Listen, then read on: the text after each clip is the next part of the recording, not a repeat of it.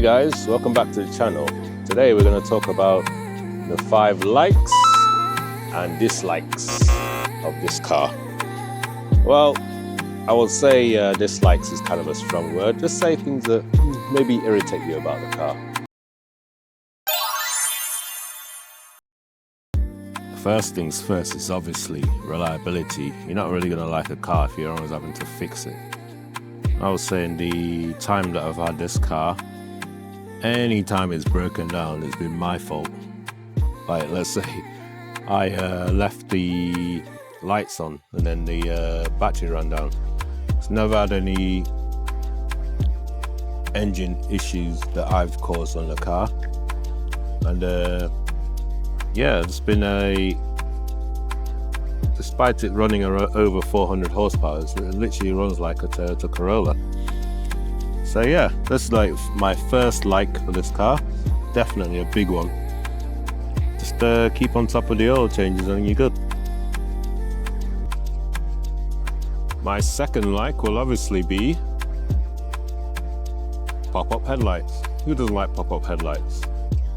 And going on from my pop-up headlights, I've actually upgraded my lights. I mean, I get asked about these lights quite a lot. These are Rogue Motorsports lights. These are from the company Rogue Motorsports in the UK, an MR2 specialist. They're very well made. These are actual glass, I'll have you know. So this is for the high beams and the flashing, and this is the low beams. Because I don't know about you guys with MR2s, the OEM lights are literally like candles in a jam jar. They're not really good at night unless you, I don't know, you put in the beams that, or the bulbs that literally blind everyone. No, these are very good. These are HID lights and really smartens up the car.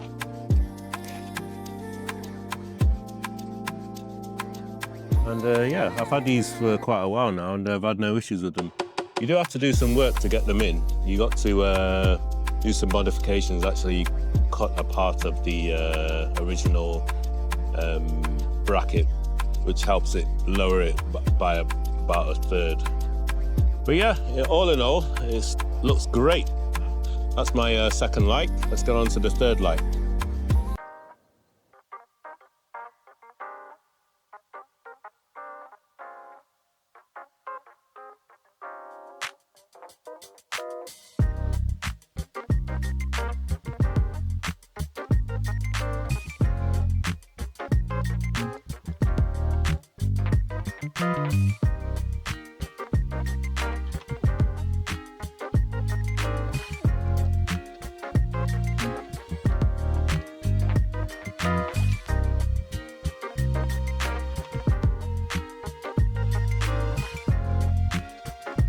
My third like for the MR2 is the interior.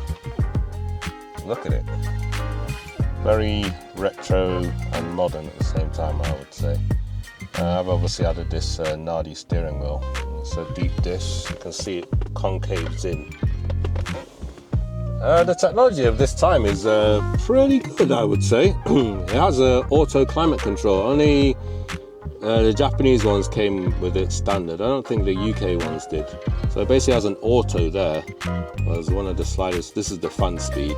So let's say you set the temperature to, I don't know, 23 degrees. The fan will kick in and try and keep the cabin at a certain pressure. Even on top of that, it has a Eco AC. I'll have you know. That's pretty good and quite high tech for the time. It basically cuts the clutch to the AC when, let's say, you're idling, and then from time to time it'll cut the clutch rather than keeping it on all the time. If you really want it cold, you'll just press this one. This is the full AC, and this one's the Eco one. So the idea behind that was to save you petrol when you're driving. Isn't that nice of it? See, on long journeys you can even put it on YouTube, as I was saying. So you can if you have like Chris Harris, if you really want. See, everything works perfectly. I've upgraded the speakers in this car, so as best you can really, because the engine's loud. You can basically enjoy the driving. Also, if I put this down, because of how loud this car is, I put an active subwoofer on it. Just tidied it up as best I could, and then yeah, everything's you can get your audio enjoyment out of here. Last thing I quite like on this radio, let's just say you go into a place you don't really know or not quite too happy with the security. Let's say you can turn off the engine. Yeah, the face shield will come down on it. Voila, you can take it out. And then this thing will just go in when it's yeah, as you can see. So you can have added security in it. My fourth like with the car is basically how much space you have for considering it's a two-seater. If I open the boot or trunk, wherever you are in the world, you can see how much stuff I fit in here. This is basically my detailing bag. See how big this is. And this obviously goes in there. Look how deep that is. Apparently Toyota wanted it to be designed so you can fit in golf clubs. I don't know why that's a measure of how big a boot is, but hey, that's what it is. This sitting here is my water methanol injection reservoir, so it's running a 50-50 mix. But anyway, back to how much space it is. This is the trunk here, my boot, and I fit all this in, as well as my camera gear. Quite commodious. If I look in the interior as well, really good for two people for a getaway. Look at that. One little trick with the MR2, if you've got this in the middle, take this middle bit off here. You're going through a, oh, yeah, there you go. Take that middle bit out. You can fit a drink in there. But yeah.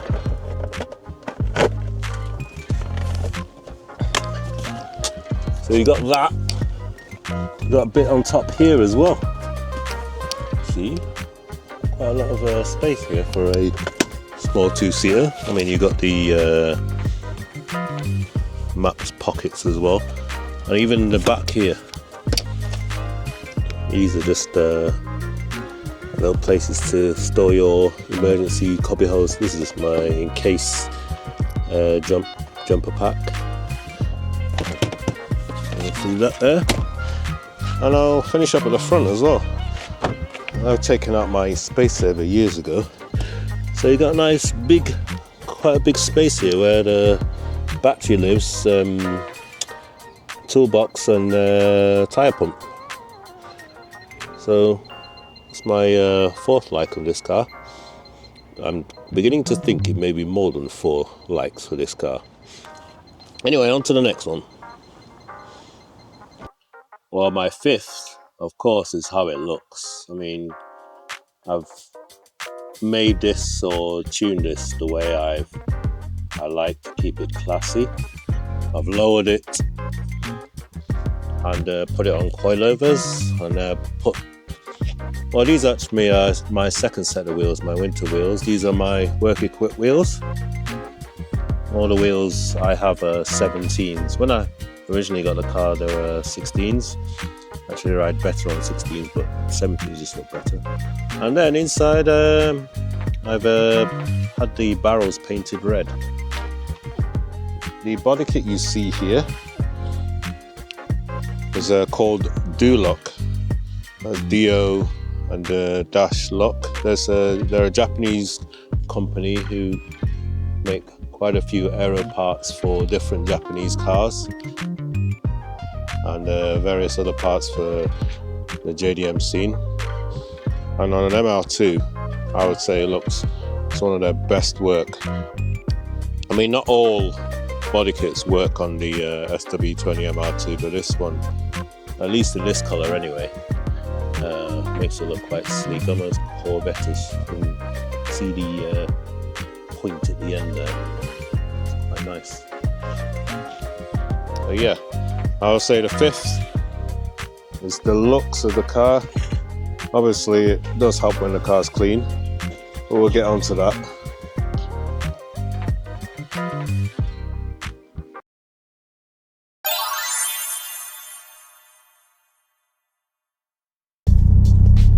Alright guys, on to my first dislike. We'll do this while we're on the road here.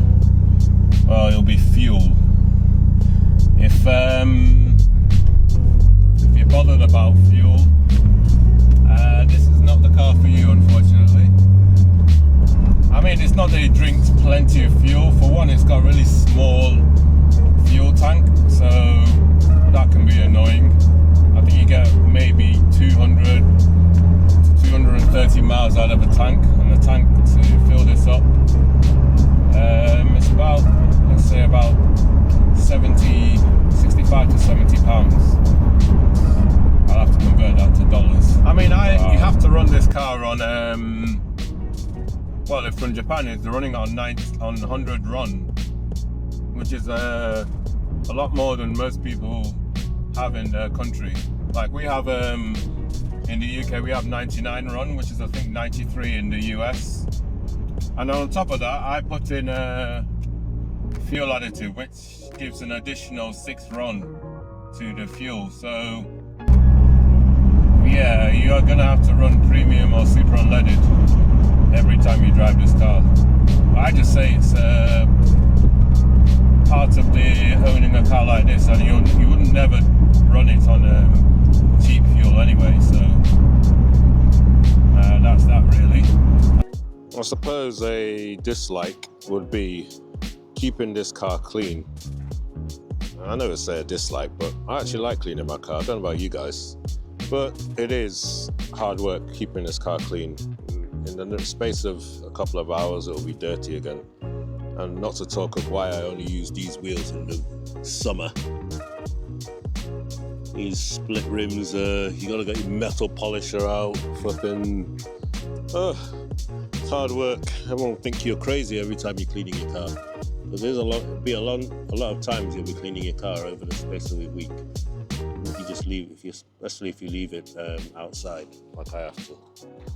When it is clean, it is nice, but you always want to keep it that way. Attention. You can't really drive this car if you're a shrinking violet and don't like... It's not that I like attention, it's just people will be always looking at you in this car. It doesn't matter what they have, they're always going to be looking at you. So you've got to get used to that. And the fact that everyone's going to know that you're coming even before they see you. So that's another thing you got to watch out for. So not so much watch out for, you just got to be aware of it. Okay, another dislike you could probably put on this car is probably engine access. For me, really, since I've had this car for so long, I don't actually find and have any issue with that. I mean, everywhere is accessible. I find quite easy to change the oil on this car, so that's not too bad for me. So yeah, I mean, like, I will show you later the spark plugs. That can be kind of annoying compared to other places. See, this is probably what I meant with accessibility with the car as a con. You see these here underneath the inlet here, these are where the spark plugs live. So you got to take this off, this hose off, all just to get to the spark plugs. I mean, it is actually self-inflicted. My fault, because I'm on coilover packs rather than the normal HT leads, which will be easier. But hey, it's a small complaint. But even like the oil, I mean, the oil's not too bad actually. You just jack the back of the car up, and then the oil filter I'm pointing now is just actually down there. They actually made it better on the revision 3 upwards, in that it's upside down underneath the car. You can get it to it really easily. My next dislike is something weird that Toyota did in the facelift of this car. If you get a MR2 that's from 1989 up to let's say 1993, you get telescopic adjustment of the steering wheel. Like it comes in and out, not just up and down. Like the facelift ones, the Koki ones as they call them, they only get this little thingamajig, which is basically tilts it up and down. I thought that was a bit of a mean thing by Toyota to do. But yeah, I mean, it's I mean, in their wisdom, they must know why they did it, but it must have been. I haven't seen many MR2s where the telescopic function is not working, but I guess that's an annoying peeve with me. I would quite like to bring the steering wheel in and out as I want. But hey, gotta live with it, I guess.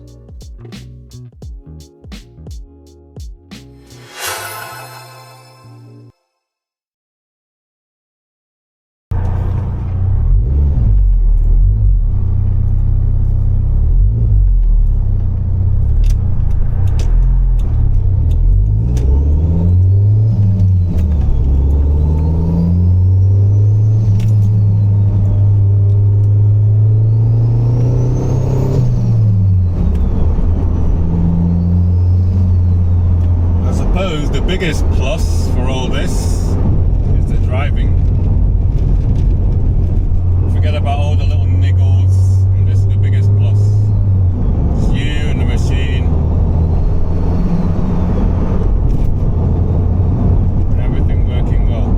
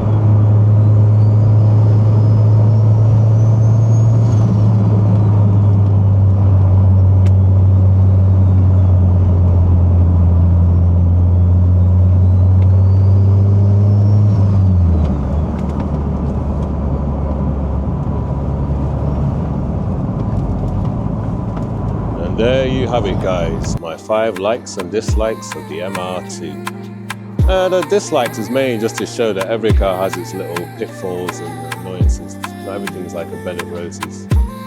Going on from this video, I'm hoping to get more of my Lexus content out, and I've been neglecting that car, but hope you guys like and subscribe, and I'll see you on the next one.